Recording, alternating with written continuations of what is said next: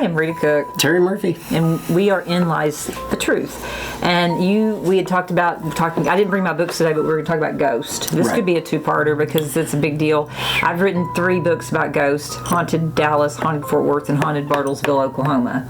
Not every place in those books do I think is haunted for me, but I think that there's a difference between ghosts and spirits as well. So go for it. I know you disagree with all this, so we'll let you start.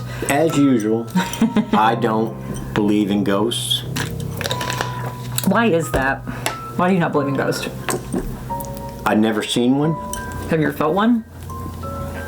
No. You've ever felt? What about that cat that you said was in your kitchen? Nope. That wasn't really. That was just you on drugs that day. It was just a story. Really, it was just a lie. It might have been some tequila or something. I don't know. But truth is, I really don't believe in them. A lot of people do, but where's the proof? Well, I think that there's 2 different types of people. Well, there's a lot of different types, but I think there's one that believes in things because they're able to open up their soul, and they're able to open up their intuition, their third eye, and not have to see everything. And there's people that in the world that have to see everything to believe it. Both people are needed in this world in order to make the world go round. And so I respect the fact that you don't believe in ghosts. I don't think my father did either. He didn't believe in UFOs either. So we talked about that the other day. I don't know that, I think I asked him one time, but I think that a lot of people are too quick to jump to it's a ghost. I think you need to make sure that you've eliminated every possible thing it could be before you take it over into the occult realm. And because people just get crazy, that's why there's so many people that don't believe. Because well, it's I like met weird. A lot of people who have said they lived in a house that was haunted by ghosts. Haunted's a rough word. Well, haunted is not really about ghosts. Haunted is because we live in a world that's overlapping, like everything's going on at once, past, present, and future. There's a lot of things, there's a lot of trauma, that energy trauma that perhaps happened. Like if somebody was brutally murdered right here, you might feel that. It's energy traces of, it's not ghosts. You might be seeing things, but you're not going to interact with that. Like if you go up to a ghost and try to interact with it, that's not going to happen. These idiots that have these shows, have you noticed that every show in the world about ghosts they're bad ghosts? There's not one good ghost on TV. And they always find a ghost. Yeah, it's ridiculous. I mean, it's like ridiculous. A reality thing. Yeah. But you lived in a haunted house. So I lived in a house that was haunted, and I know it was haunted because my mother was a ghost magnet, and my mother was a very, very practical woman. But one time when I was visiting from LA, I took a picture of her, and there were orbs everywhere. It was before I knew what orbs were. Do you know orbs are like those little round things and there's a lot of things they can be. They can be dust particles, an insect. But if you can eliminate all that, there were tons of these things around her, and I'm like, what is wrong with my camera? I was furious. And she had been saying for years that she felt ghosts around her, and she I always felt ghosts at my house. I never felt afraid. I did one time feel like that there was something dark in one of the bedrooms that I was actually, because we had a bunch of bedrooms, and it was like I felt like that an evil entity was watching me from the vent, from the air conditioned vent, and I didn't like that. Paranoid. And then I had, shut up, I'm not paranoid. You know what? I'm not paranoid. And my friend used to come over in the morning because we were in this play called Lights Out, and she used to come over at 6 a.m. and we'd do because we were the lead characters. And one time she went downstairs and she came running up and she was like white as a ghost. And she was like, there's something in your living room. It tried to get me. I could feel it and I saw it. And I'm like, okay, well, I think our house is haunted. And she was horrified. So where do you think that term came from, white as a ghost? Probably because people like to use sheets or something, and that sheets are usually, I don't know. Do you know where it came from? Where did that ever come from, putting a sheet over you and calling yourself a ghost? Because I think that somebody had just seen a ghost at one point like that? And said, hey, let's copy it. Yeah, I don't know. We'll have to come back and let you guys know that as we get closer to If you know Halloween. anything about it, put it in the comments. Yeah, that's a good question.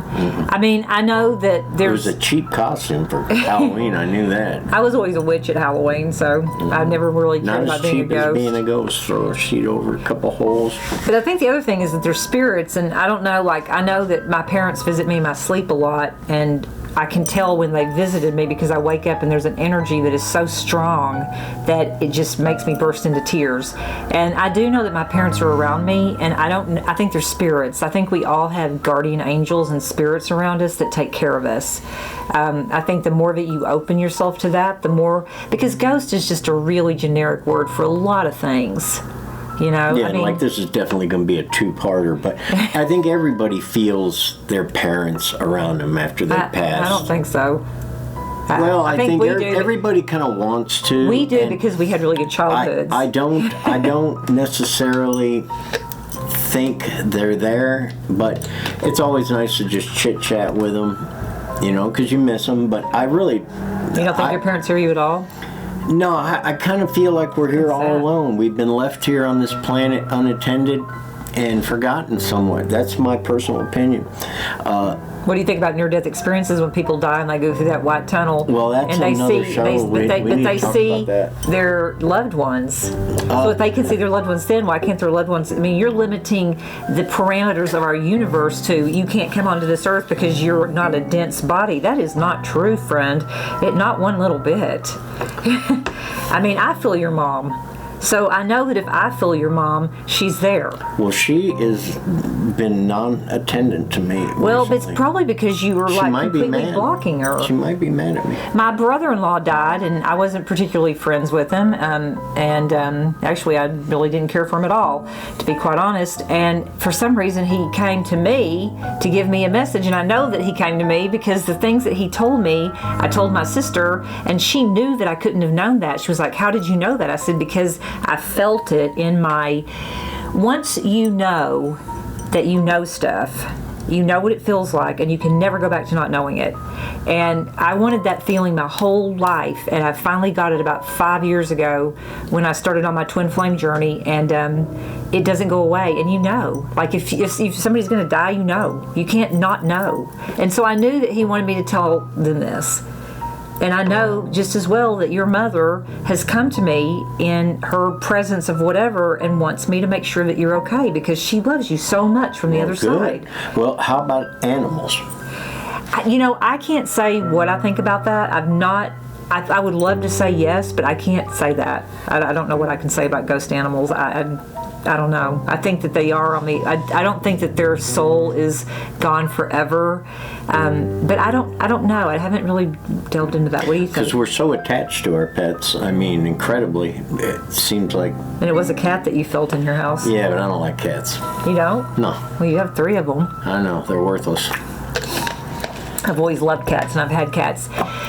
They're outdoor cats, and they insist on using litter boxes. They're smart. The thing is that cats let us be their slaves, and dogs, they're like weird. It's totally different. Like if you like dogs more than cats, and I like cats more than dogs, and nobody should be surprised by that.